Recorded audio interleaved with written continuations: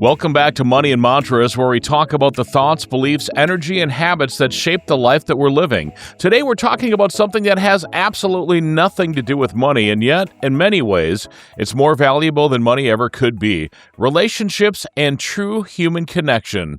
Because you can have a full bank account and an empty life. You can have thousands of followers and still feel completely alone. You can have hundreds of people in your life, but still only a handful who actually know you. Today, we're talking about that and how to explore what it really means to build a meaningful relationship, create genuine connections, become a better listener, protect your energy, and surround yourself with the people who help you to become the person that you're trying to become. And that's something that I've been trying to do on a very regular basis. And the person that I connect with a lot on this stuff is actually my partner in crime in the podcast, Mr. Vipin. How's it going? Mr. Bob. Yes, sir. No, I think relationships are really key in life. I think they are at the heart of as human beings. I think no man is an island. I think we are meant to be relational beings. I think we're very social in our DNA. Some people like being alone, which is fine. I think we all need to be alone at times, but I think to have important, what I call meaningful relationships is really, really important. And so for me, relationships are really key. And I wrote a LinkedIn article about this on Saturday night, and connections like followers versus real relationships, right? We can connect with people and we can have all of that. I've been connecting with a lot of venture capitalists and tech and healthcare executives lately on LinkedIn, and some that I knew through a proxy of a good friend. And it got me thinking, some of the relationships were really solid and really quickly developed. And some have been there for decades that I've had and I've respected, and they respected me. It's a journey that I've been on for about 2 or 3 months, and really kicked it in gear in the last couple of weeks as far as connecting with people. And I've had people who are executives at Microsoft and different healthcare companies and tech companies like Amazon that are Seattle based, obviously, people that I know, and a lot of venture capitalists and folks that have connected with me, and some are starting to build relationships with pretty quickly. And so I thought about a topic, and you and I discussed it last couple of days. And what a great topic! We haven't talked about relationships for a long time, and so No, we really truly haven't. One thing I was thinking about after you sent me this as a topic idea, I started thinking about a friend of mine. Her name is Christy, and she said that I only have a couple of friends. Is what she was telling me. I was like, oh no, I have a lot of friends, and I said, look at all the people that I have on Facebook, and all the people that come to see me at the bar, and come that used to listen to my radio show. And she stopped and she said to me, and this hit home. She goes, are they friends or are they acquaintances? And it made me think about things, it made me think about the big scheme and the big picture of life, that not everybody that you have contact with is a friend. In fact, there's so few people in our lives that are truly friends, that a lot of people that we have in our lives are just acquaintances. And I mean, and being an acquaintance isn't a bad thing, but being a friend, there's truly a lot of difference between a friend and an acquaintance. And do you understand what I'm saying there with that? I totally get what you're saying. I think relationships, I don't want to just bucket them into friends. Relationships are important. They're at the heart of our familiar connection and are really important for our, I think, emotional stability. Our emotional stability and bouncing ideas off of people that you get to have entertainment with, parties, walks, whatever. If you want to be in a situation where you want to socially gather with people, friends are really important. Then there are business relationships, and there are relationships in the context of, in the neighborhood, acquaintances, right? We have a lot of acquaintances. We have a lot of followers on LinkedIn or on Facebook. And so to me, what I want to get to is, what's the core of developing a relationship with someone? There are professional relationships at your workplace, right? You're not going to be friends with everybody at work, but you have to do enough give and take with them to get your task accomplished. You and I have a friendship, but we also started out as a business relationship, and we have a business relationship. And so for me, how do you develop a relationship that is meaningful, that both sides are getting what they want out of the situation? So that's Hmm. what I want to talk about today. And I think your friend was right. How many real friendships do you have? And if Right. you count those people, that is going to tell you a lot about yourself. People that you have on auto dial, right? That you can pick up the phone and call, they're going to answer. Like, Bob needs me right now. And so Bob called me, and so something must be important with him. I want to call him back or text him back. So that's the kind of thing that you want to count as your friends. So Right. Well, I think a lot of it has to do with time. It has to do with if you have the same kind of values, the same outlook in life, and that that you want to you want to build upon things, and then that at a certain time, sometimes it's like you've reached the end of where it can be, and where that friendship can be, or where that relationship can be, and then you just move on to another one and stuff. But yeah, but then again, so let's just talk about an example. I reached out to a woman. She's an advisor at a venture capital fund. hmm And I said, we have a bunch of mutual friends on LinkedIn. And then she saw that I was friends with somebody that she had worked with at Amazon 25 years ago, 27, 28 years ago. And she picked up the phone and she texted me. She's like, any friend of Greg's is a friend of mine. When do you want to talk? right. So let's talk about that. So we immediately talked the next day. We set up a call for the following Monday. We set up a call for the following Tuesday. And now she's an advisor to my startup, right? Excellent. Yeah. Now, my friend who she knows, I looked in my text and I texted him back and I said, hey, Greg, God, it's been 10 years. Holy cow. I can't believe it's been 10 years since you and I talked. I've been to his house for dinner. He and I have traveled together to Dallas for work together. He hmm immediately texted me back, let's get together. It's been too long. You go our separate ways, but then you have their phone number in your auto dial, right? In your phone number. hmm And so Yep. you can immediately text them and saying, what's up, buddy? And so you pick up right where you left off. And that was pretty cool. I reached out to another buddy of mine, Todd, and I haven't talked to for 20 years, but we connected over 20 years ago and in person and all of that stuff. And then life went separate ways. He's moved out of Seattle, lives in Nashville now, and immediately picked up the phone, called me the next day, and we chatted about stuff and we connected to a level that we wanted to connect on. Uh-huh. So these And kind of that's very relationships similar happen. to and Yeah, go ahead. that's very similar to money because I mean you're investing that time, whereas with money you'd be investing into something, like a tangible good. This way you're investing into the time, effort, and energy that goes into a relationship, and the relationship is what helps you and what builds on. If you Yeah. think about it, relationships and money are a lot alike, which is kind of strange that we're talking about this. Yeah. You started out saying, relationships are more meaningful than money. I agree. Your relationship is your economy. hmm And people that you associate with determine more of your value sometimes than people like my friend Todd is in a high net worth business, net worth people. He connects people who are billionaires with each other to work on projects together. Your relationship is your economy. And so if you want to get certain things done, I have a mentor. He's worth over $100 million. He and I talk on a regular basis. I saw him this morning. He's like, hey, so I didn't see you over the weekend. You were out of town. I'm like, yeah, yeah, yeah. And so he works out with me. Relationships that I build with him, he's introduced me to certain people, successful people. So your relationship is your economy. It does tie to it. But the key is like what kind of a relationship it is, how solid it is dependent on multiple factors. But to build a solid relationship, there are 5 principles that I have thought about, and we'll Okay. talk about those in a little bit. But relationships really are important for our on a personal side, intimate relationships with your partner. You need friends. If you don't have any friends, I think it's a disservice to you. I think there's a great book out there that I read years ago. Um, I forgot who the guy was. Maybe it was Dale Carnegie, How to Win Friends and Influence People. Yep, that was Dale Carnegie. Dale Carnegie, because Andrew Carnegie was Yep. the steel guy. He was the Mhm. one that funded U.S. Steel.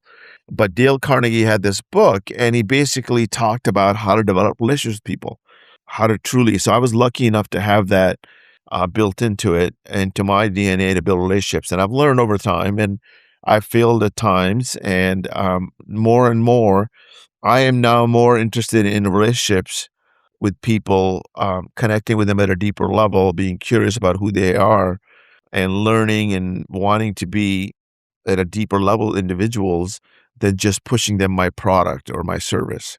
I want to get to know someone. I want to understand their motivation behind things. Why do they do what they do? What are things that are really important to them? Then get a read of the character and then saying, yeah, I'd really love to be friends with somebody like that. Or no, I don't want to be friends with, or I don't want to do business with somebody who's not like that. So there's a lot to it that I care about. And building solid, meaningful relationship. You're going to hear the word meaning come out of me a lot today. You already have. And so, how do we develop meaningful relationships? How do we sustain them? How do we connect with others? Sometimes we can connect in a moment. And you're like, oh my God, maybe we're past life friends, that kind of thing. So Mhm. there's a science to it, there's an art to it, and then there is a reality soulful part of it that Right. is super deep. You just connect with certain people, you're like, "Oh my god, we're in the same piece in the same pod," right?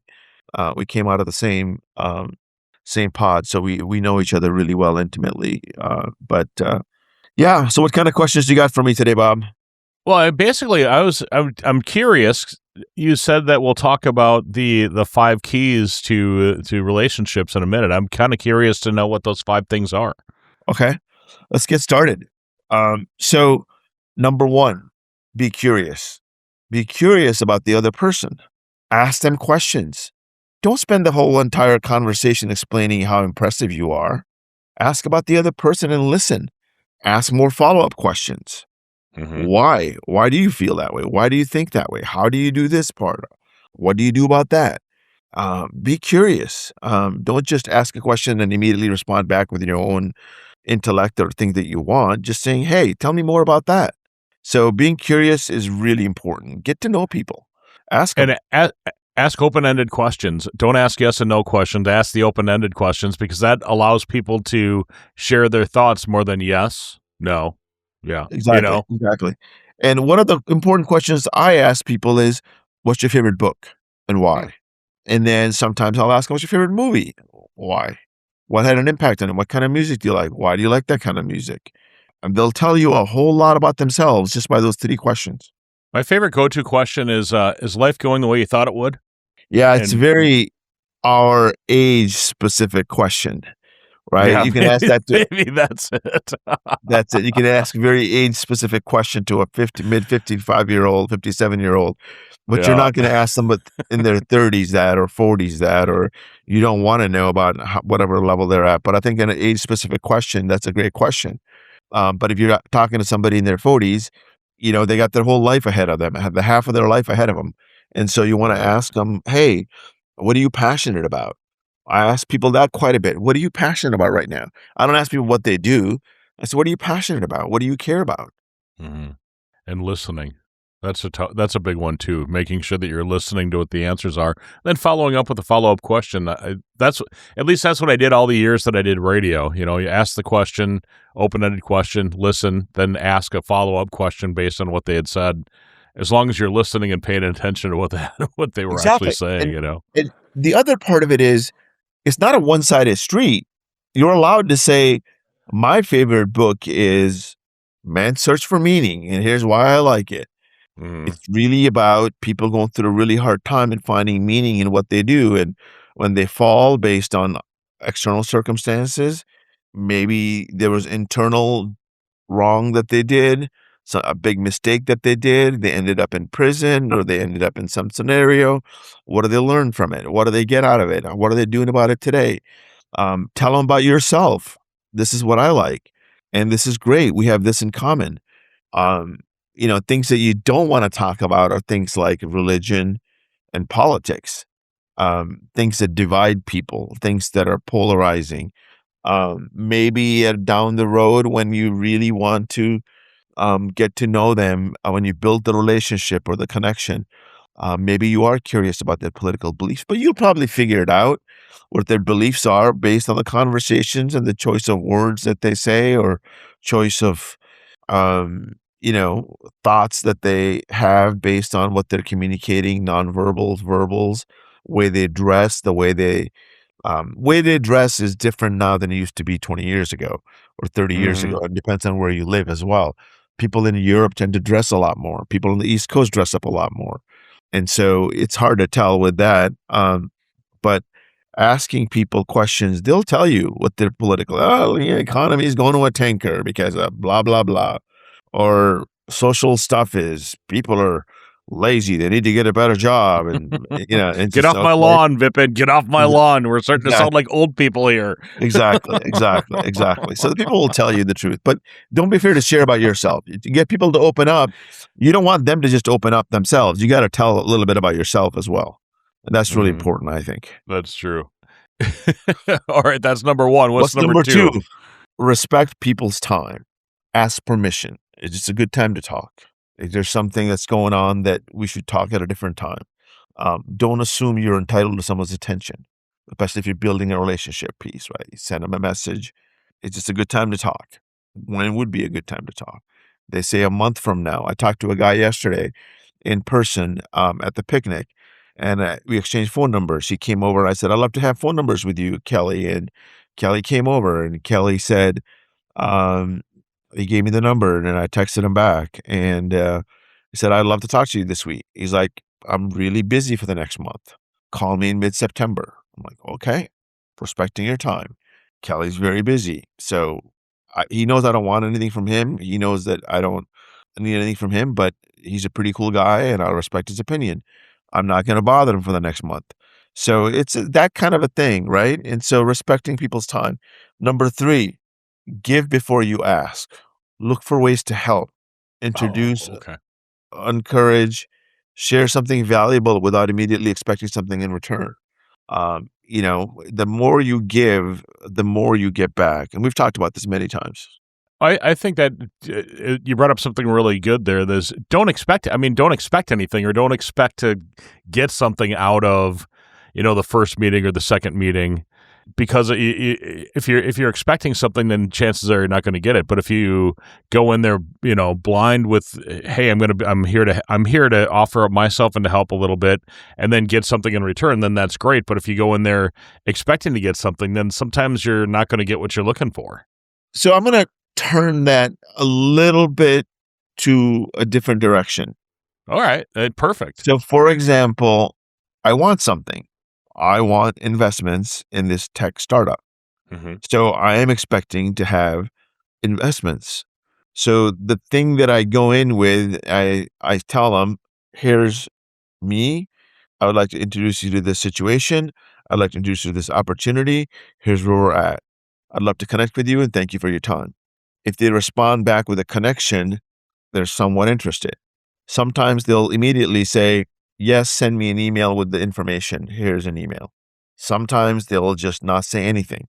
Then I follow up saying, hey, thanks for connecting. Appreciate your time. Are you up for a quick call? They'll tell you, of the people that I've contacted, about between 5 and 7% are responding back to me. About 2% total are asking me for information. And so I want something. But does that mean that I'm going to get something back from every single 200 people that I sent this email connection out to? No. But I do want something. I'm upfront about it. Hmm. Here's what I have. Here's an introduction. Here's a situation. Here's what I'm looking for. If you're interested, let me know. So I don't want to waste their time or mine, right? It's a transactional communication, but it could turn into a real relationship if you're friends with Greg. Use that example, right? If you're a friend of Hmm. a friend, they're like, hey, how do you know Tom? Tom is a mutual connection. Tom and I work together, or Tom and I met on a plane. We hit it off. We spent 6 hours on the plane together, and we ended up having lunch in New York City after this thing that we had shared a flight with. Came back to Seattle. I ran into him a bunch of times. We live in the same neighborhood. Who knows, right? And so Mhm. that's the kind of thing. Yeah, it's okay to ask for something. Just be respectful. Don't ask for too much. Ask for their time first. If they're willing to give you a little bit of your time, then they're willing to develop the relationship a little further. Baby steps, right? Number one was be curious. Number two is respect your people's time. Number three is give before you ask. Number four, build credibility through consistency.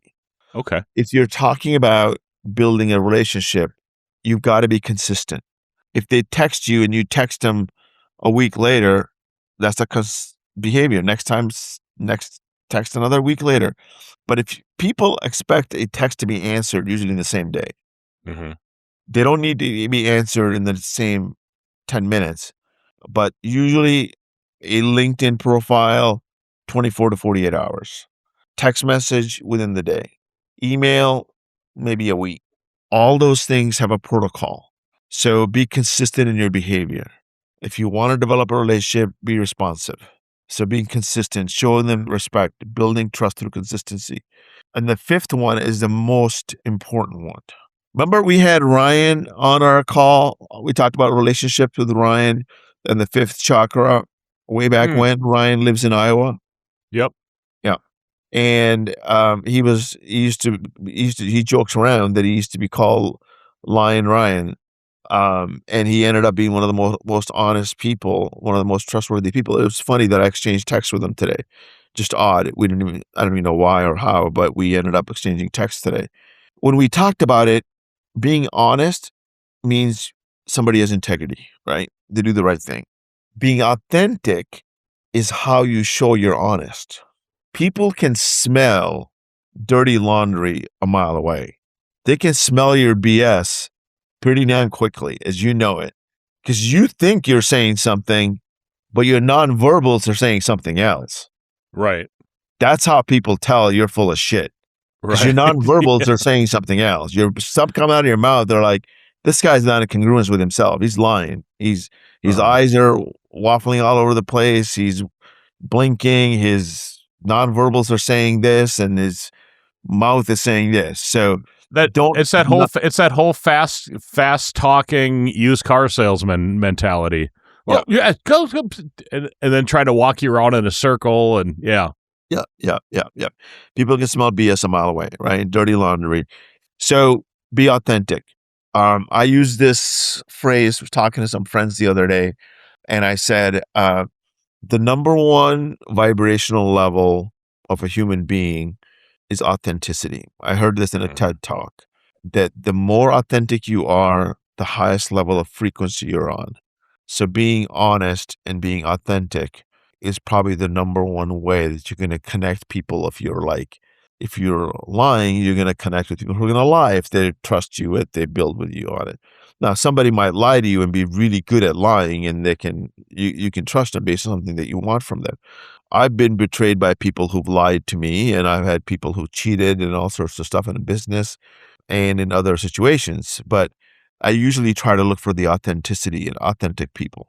So Mhm. that's been my motto as I work through life is how do I become more and more authentic? How do I communicate authenticity? Now I choose my words very carefully in a business situation.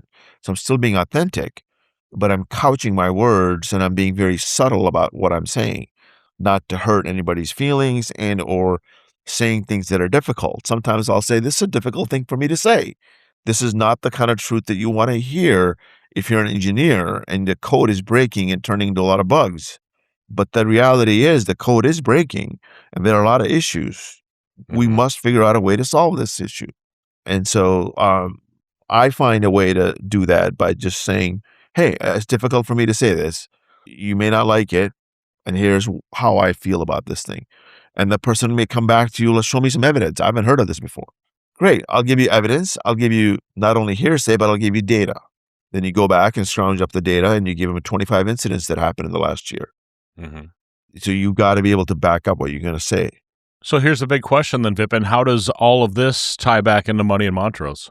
If you want to make money in life, if that is one of your goals, you have to know to work with people.